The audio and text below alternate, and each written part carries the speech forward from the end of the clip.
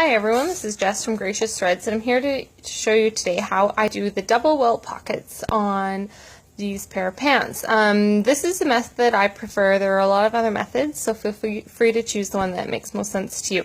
So on the wrong side of the back pattern piece, I've marked the two horizontal parallel lines that are the outside of the welts, and I've pinned the welt pocket piece onto the right side of the pants, right side's facing, so that it extends above the waistband by ½ inch and is centered over the two welt lines. You can see them vaguely through there.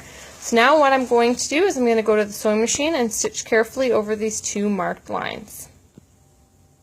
So now I've stitched both of these parallel lines. I've also cut through the center of the welt through both layers. This is kind of scary, but don't worry, it'll all turn out right. I cut through the center and then carefully to the diagonal corners, cutting right up to the stitching line.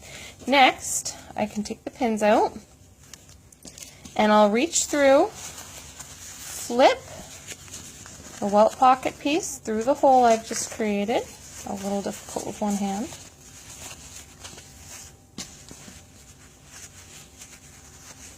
And there you have it, the welt pocket opening. So this is what it will look like from the back. And this is what it will look like from the front. Now, of course, it needs a good press, so I'll go do that now, and then I'll show you the next step.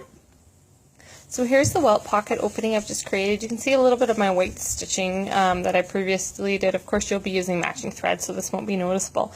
Next, you'll notice that this top of the welt pocket still extends a ½ inch above the back of the pants. For a reason, we're going to take this piece, simply slide it down a ½ inch, and fold it like that, and we have the top lip of our welt pocket.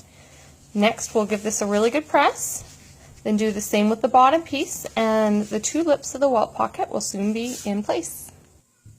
So there it is. After the little bit of origami, we just have the bottom lip folded up and the top lip folded down.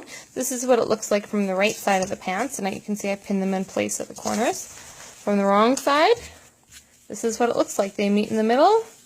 You have the little bit of folding here in the corners.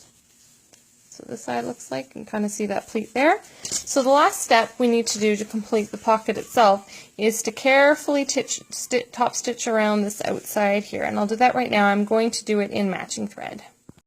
So we're almost finished. I top stitched all the way around this open window, at the same time catching the lips of the welt pocket in the back. You can see it. I did it in white thread on my bobbin so you can see it better. The last thing we need to do is just finish it off, because right now the pocket just opens to nowhere.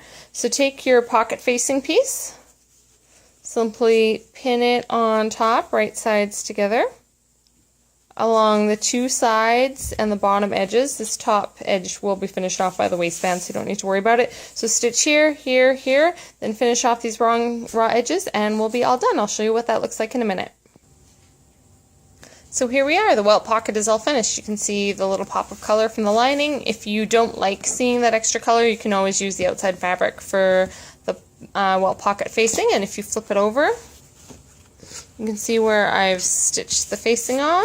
I've also basted it to the waistline so nothing moves around while I'm ready to stitch the rest of the pants. So there you go, you can see it's not difficult at all. I wish you the best of luck and can't wait to see your finished projects.